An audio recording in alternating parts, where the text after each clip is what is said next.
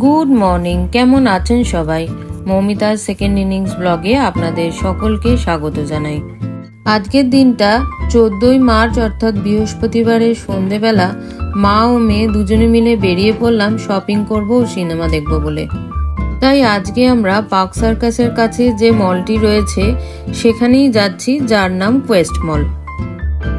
তবে রাস্তা দিয়ে যেতে যেতে বাঁ হাতে একটি সুন্দর মন্দির চোখে পড়ল, যার নাম বিড়লা মন্দির। এত সুন্দর লাগছে মন্দিরটা দেখতে। এটা বালিগঞ্জের কাছে অবস্থিত। আসলে এর আগে এই দিকে তো আমরা কোনোদিনও আসিনি। একদিন সকাল সকাল করে এই মন্দিরে আসবো আর সেদিন আপনাদেরকেও সঙ্গে নেব। আর আপনাদের সঙ্গে কথা বলতে বলতে পৌঁছেও গেলাম কোয়েস্ট মলে। আসলে এখানে আসার উদ্দেশ্য হলো, এখানে কয়েকটি ব্র্যান্ডের শপ আছে যেগুলো অন্য কোনো মলে নেই বললেই চলে, যার মধ্যে একটি হলো লাইফস্টাইল। আসলে বেশ কিছুদিন আগে আমি অনলাইনে লাইফস্টাইল থেকে একটি ড্রেসের অর্ডার করি, যেটা আমার সাইজে একটু বড়ই এসেছে। তাই ভাবলাম যে স্টোরে গিয়ে চেঞ্জ করে নিই, অথবা অন্য কোনো ড্রেস পছন্দ হলে সেটাও এক্সচেঞ্জ করে নিতে পারবো।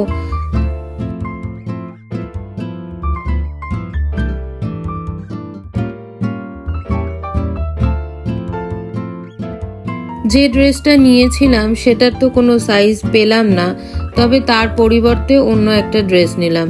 দেখুন তো কেমন লাগছে ড্রেসটা আমাকে পরে। একদম কমেন্ট করে জানাতে ভুলবেন না কিন্তু। খুব সুন্দর করে সাজানো এই মলটা, তাই ভাবলাম যে ঘুরে দেখার সাথে সাথে ফটোশ্যুটটাও একটু সেরে ফেলি।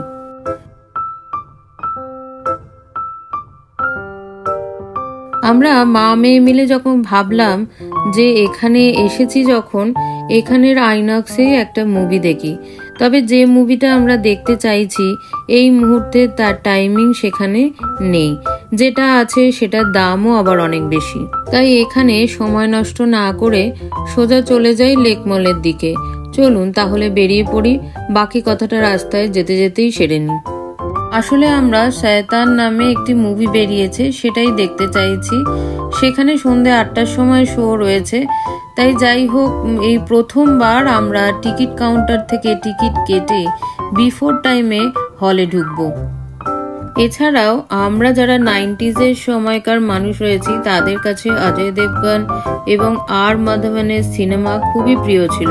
তাই তার সেই সুযোগগুলো আর হাতছাড়া করতে চাইলাম না। আপনারাও যদি আমার সাথে একমত হন তাহলে কমেন্ট করে জানাতে ভুলবেন না কিন্তু। এই সিনেমার ডিরেক্টর বিকাশ বেল এর ডিরেকশনে অমিতাভ বচ্চনের গুড বাই আর ঋত্বিক রোশনের সুপার 30 তো আছেই, এবং প্রডিউসার অজয় দেবগন ও জ্যোতি দেশপান্ডের আর্টিকেল 370, লাপাতা লেডিজের মতো মুভিজও আমরা পেয়েছি। তবে এই সিনেমাটি সুপার ন্যাচারাল থ্রিলারের ওপর ছিল বলে বেশ কিছু ভায়োলেন্সও ছিল। তাই কখন যে শুরু হলো আর কখনই বা শেষ হলো বুঝতেই পারলাম না।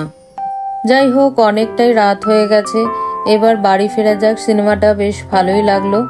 তবে সিনেমাটি দেখতে দেখতে ইন্টারভেলের সময় একটা অ্যাডে জানতে পারি যে 15 মার্চ টু 17 মার্চ এবিপি আনন্দ খাইবার পাসের যে ফুড ফেস্টিভ্যালটা অনুষ্ঠিত হচ্ছে দক্ষিণ কলকাতায় EEDF এর গ্রাউন্ডে। এদিকে বাড়ি ঢুকে একটি সারপ্রাইজও পেলাম, যেটা আপনাদের সঙ্গে শেয়ার না করেই পারলাম না। আসলে আমার মেয়ের বার্থডের সময় IGPর ওয়েবসাইট থেকে কেক নিয়েছিলাম এবং একটি কুপনও পাই, যেটাকে কাজে লাগিয়ে আমার হাজবেন্ড এই কাপ কেকগুলো ও মিনি একটা চকলেট কেক ও একগুচ্ছ গোলাপ আমাদেরকে গিফট করে। এনাদের কেকের টেস্ট খুবই ভালো এবং খুবই রিজনেবল প্রাইসেই পাওয়া যায়। আর তার সাথে সাথে প্যাকেজিং গুলোও কি সুন্দর না, দেখে মন প্রাণ ভরে যায়। বক্সটিতে 4 ধরনের কাপ কেক ছিল, যার মধ্যে butterscotch, choco vanilla, Oreo, black forest. এর মধ্যে আবার ব্ল্যাক ফরেস্ট আর ওরিও কাপ কেকটা তো আমার মেয়ের খুবই পছন্দের।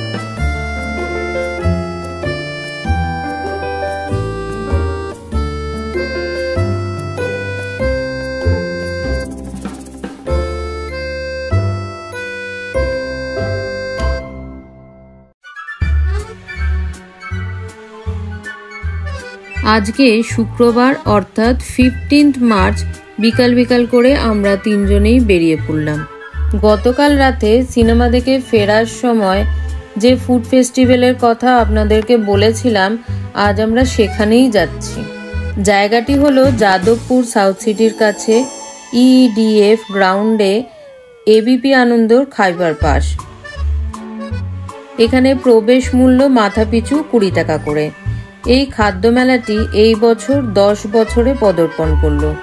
এই মেলার টাইমিং ছিল দুপুর 1টা থেকে রাত্রি 10টা পর্যন্ত। প্রত্যেক বছরই এইখানেই এই ফুড ফেস্টিভ্যালটি হয়। আমরা বাঙালিরা এমনিতেই তো খাদ্যরসিক হই, খেতে ও খাওয়াতে খুবই ভালোবাসি। তাই আমাদের সকলের কাছে এক ছাদের তলায় বাঙালি খাবার, মোগলাই, চাইনিজ, কন্টিনেন্টাল খাবার যদি পাওয়া যায়, তাহলে এর থেকে আর ভালো কথা কি হতে পারে বলতে পারেন? এখানে আসার পর দেখতে পেলাম মঞ্চে 2 জন সেলিব্রিটি, খাস কৌশিক ও আরজে নীলের উপস্থিতি।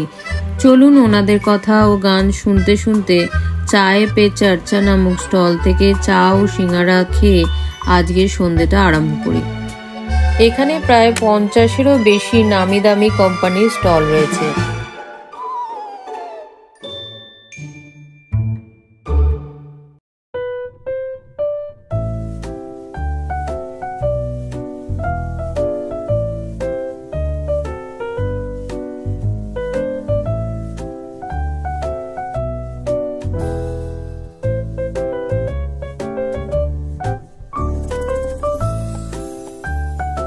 আর ওনাদেরকে যখন সামনে পেয়েছি তাহলে আর ছাড়ি কেন, আলাপচারিতাটা সেরেই ফেললাম।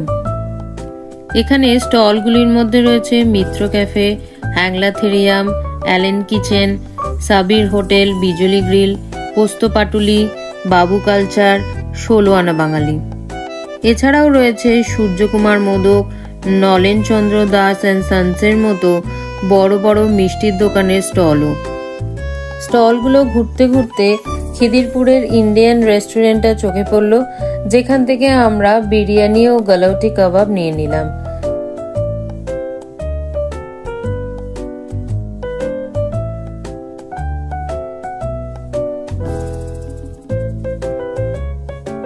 তারপর চলে গেলাম বাবরচি স্টলের দিকে।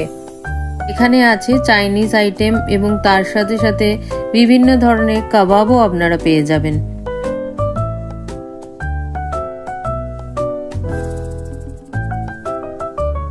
তারপর চলে গেলাম বহু চর্চিত দাদা বৌদির স্টলের দিকে।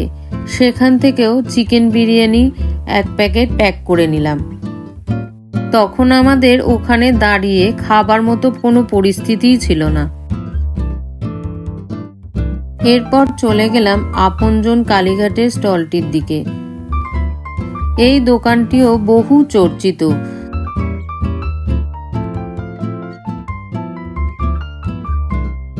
তাই এখান থেকে ফিশ ফিঙ্গার ও কবিরাজি নিয়ে ওখানেই দাঁড়িয়ে খাবারটা খেয়ে নিলাম।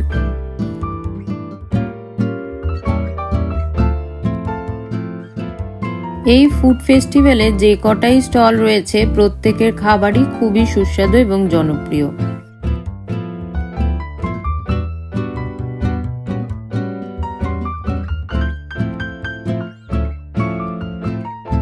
এরপর চলে গেলাম একটু মিষ্টি মুখ করতে। যাদবপুরের হিন্দুস্তান সুইটসের স্টলও এখানে দিয়েছে, সেখান থেকে নিলাম আম সন্দেশ ও আম দই। ওইগুলো খেতে খেতে দেখলাম যে ওনারা গরম গরম পাটিসাপটাও বানিয়ে দিচ্ছে, তাই আর লোভ সামলাতে না পেরে 1 প্লেট পাটিসাপটাও নিয়ে নিলাম। এই স্টলের প্রত্যেকটি মিষ্টি খুব ভালো খেতে।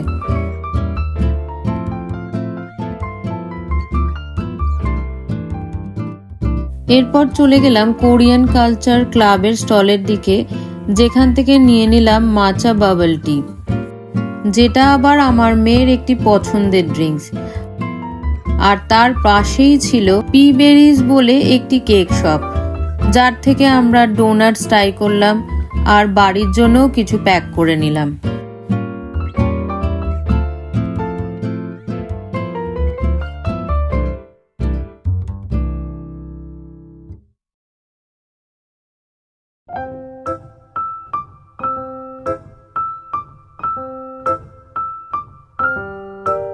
এনাদের স্টল থেকে আর একটা জিনিসও ট্রাই করলাম, যেটা হলো cold coffee with whipped cream. এই কোল্ড কফিটা ওনারা আমাদের সামনেই বানিয়ে দিলেন, দারুণ খেতে, অসাধারণ। সবকটা স্টল থেকে তো খাবার খাওয়া সম্ভব নয়, তারই মধ্যে কয়েকটা স্টল থেকে কিছু খাবার বাড়িতে গিয়ে খাবো বলে প্যাক করে নিলাম। এছাড়াও আরো কয়েকটা জিনিসও এখান থেকে খাবার ইচ্ছা ছিল, তবে দেখতে দেখতেই এত জোর বৃষ্টি এসে গেল, তাই এইবারের মতো মন খারাপ করে বাড়ির দিকেই রওনা দিলাম। ভিডিওটি এখানেই শেষ করছি। সবাই ভালো থাকবেন, সুস্থ থাকবেন, সাবধানে থাকবেন। আর ব্লগটা কেমন লাগলো সেটা আমাকে অবশ্যই কমেন্ট করে জানাতে ভুলবেন না। আর যদি কোনো কিছু সাজেশন দেওয়ার হয় সেটাও জানাতে পারেন। আর ব্লগটা যদি ভালো লাগে তাহলে লাইক, শেয়ার ও সাবস্ক্রাইব করতে ভুলবেন না কিন্তু। দেখা হবে খুব শীঘ্রই পরের একটা ব্লগে। ভিডিওটা যদি ফেসবুক পেজে দেখে থাকেন তাহলে অবশ্যই পেজটিকে ফলো করে রাখবেন, যাতে পরের কোনো ভিডিও আপনারা মিস না করেন।